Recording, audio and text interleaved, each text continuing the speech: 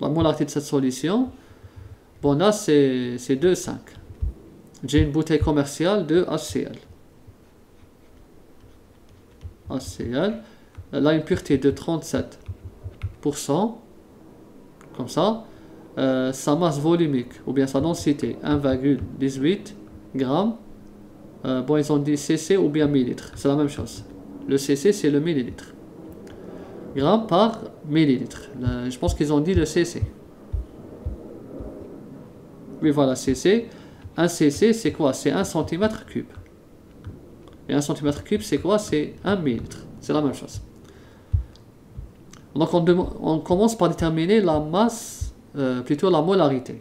La molarité M, c'est des moles par litre. Bon, je commence par 37. 37% ici, weight, ou bien masse. C'est la même chose. C'est 37 grammes dans les 100 grammes de solution. D'accord? Je vais arriver en mol par litre. Maintenant, je multiplie par l'inverse de la masse molaire. La masse molaire du HCl, c'est 36,46 grammes par mol. Donc, c'est 36,46 grammes par 1 mol. Comme ça. Ensuite, je vais convertir vers le litre. La masse volumique de HCl, c'est 1,18 grammes par millilitre. Donc, ça va être 1,18 grammes par 1 millilitre. Vous voyez, donc là, j'ai supprimé le R, le G avec le gramme. Avec le gramme, j'ai des moles. Et là, j'ai aussi le gramme avec le gramme et j'ai des millilitres. Bien sûr, on ne va pas s'arrêter là. On doit convertir le millilitre au litre. Et comme c'est une concentration molaire par 1 litre de solution, comme on a fait dans l'exercice 1. Donc, je vais multiplier 1 millilitre. Il correspond au litre. C'est combien en litres? C'est 10 puissance moins 3 litres. Voilà. Donc là, je vais aussi supprimer millilitres avec millilitres. Et là, vous faites le calcul et vous allez trouver une valeur de 11,97 mol par litre. Bon, je vais arrondir à 3 chiffres. D'accord? Donc ça va donner, comme le 7 c'est supérieur à 5, ça va donner 12,0 mol par litre. Voilà la concentration molaire de la bouteille commerciale de HCl. Donc vous voyez comme c'est simple avec l'analyse dimensionnelle. Maintenant, il demande le nombre de moles. Il nous donne des nombres de moles. Voilà, 0,315 moles.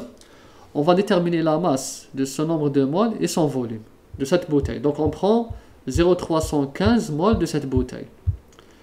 La masse de ce nombre de moles, bon, on va faire en grammes par exemple, ou bien en milligrammes, peu importe.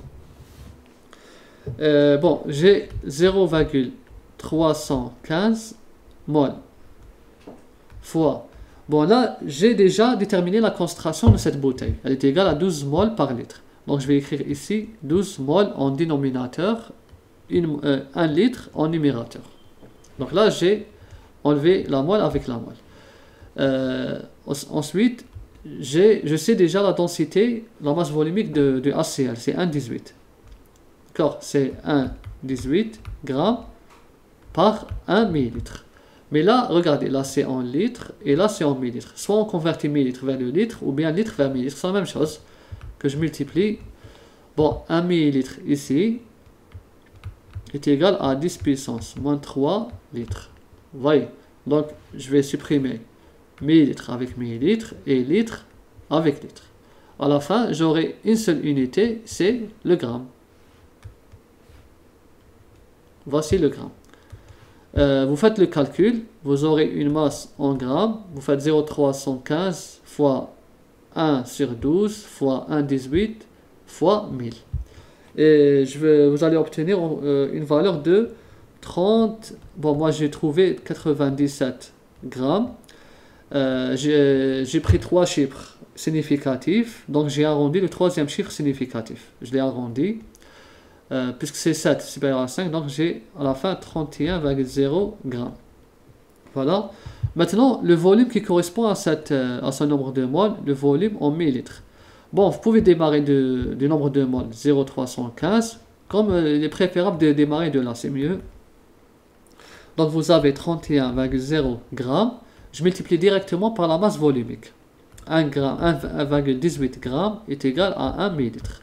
Vous faites, bon, là, gramme avec gramme, on le supprime, donc vous divisez 31 par 1,18 et vous trouverez 26,3 ml.